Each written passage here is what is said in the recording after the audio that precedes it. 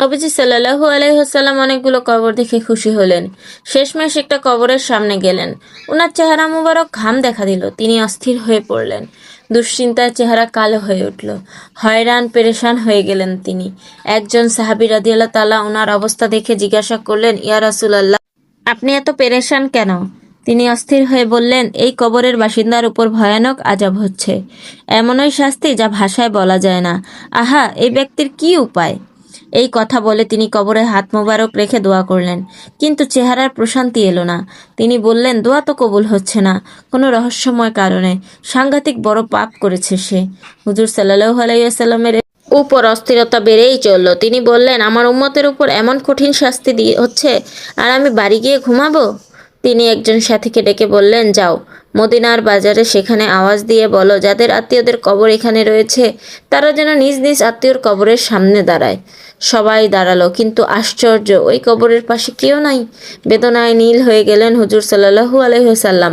তার অস্থিরতা বেড়েই চলেছে। অনেক পরে লাঠিতে ভর দিয়ে একজন বুড়ি এলেন।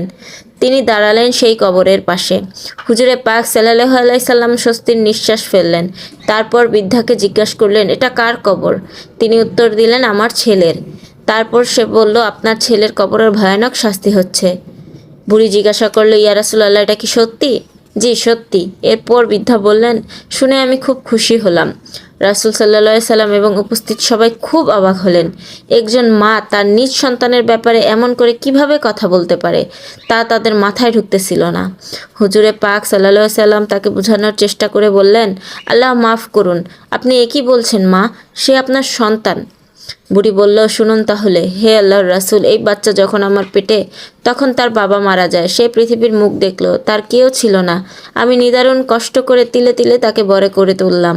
সে বিয়ে করে স্ত্রীকে পেয়ে আমাকে অপমান অবহেলা করতে লাগলো। একদিন তার বউ কানে কানে কি যেন বলল। ছেলের আগে অধীর হয়ে মারতে শুরু করলো আমাকে। ক্ষত বিক্ষত হয়ে গেলাম আমি, জ্ঞান হারালাম।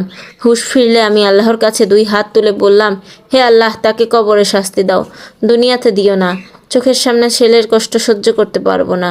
হে আল্লাহ রাসূল, আমি এখন এর জন্য খুশি হয়েছি যে দোয়া কবুল হয়েছে। হুজুর সাল্লাল্লাহু আলাইহি সাল্লাম অত্যাচারিতা সরল প্রাণ এই বৃদ্ধার কথা শুনে চোখের পানি চেপে রাখতে পারলেন না। ওনার মুক্তার মতো অশ্রু গাল বেয়ে ফোঁটায় ফোঁটায় পড়তে লাগলো। খানিক পর নিজেকে সামনে নিয়ে বললেন, হে বৃদ্ধা মা, তুমি তোমার ছেলেকে ক্ষমা করো, সে ভয়াবহ শাস্তি পাচ্ছে।